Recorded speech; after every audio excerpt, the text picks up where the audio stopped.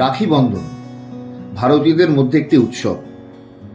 ইতিহাস ঘাঁটলে দেখা যায় কলকাতার রাস্তায় রাস্তায় 30শে আশ্বিন রবীন্দ্রনাথের নেতৃত্বে রাখি বন্ধন উৎসব পালিত হয়।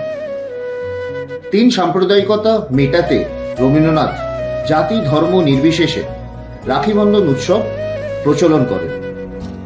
1905 সালে বঙ্গভঙ্গ প্রতিরোধে করার জন্য রবীন্দ্রনাথ ঠাকুর রাখি বন্ধন উৎসব পালন করেছিলেন। তিনি কলকাতা, ঢাকা ও সিলেট থেকে হাজার হাজার হিন্দু মুসলমান ভাই ও বোনকে আহ্বান করেছিলেন একতার প্রতীক হিসেবে রাখি বন্ধন উৎসব পালন করার জন্য। শ্রাবণ মাসে হিন্দু ভাই বোনদের মধ্যে রাখি বন্ধন উৎসব পালন করা হয়।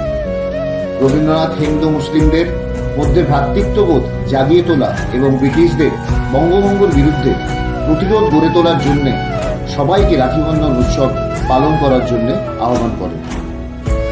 তাই এই রাখি বন্ধন উৎসবে মিষ্টান্ন নিয়ে এলো আপনাদের জন্য মিষ্টি অপার সম্ভার।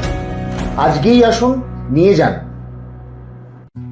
This year Mishtanno has prepared various platters of sweets for all brothers and sisters.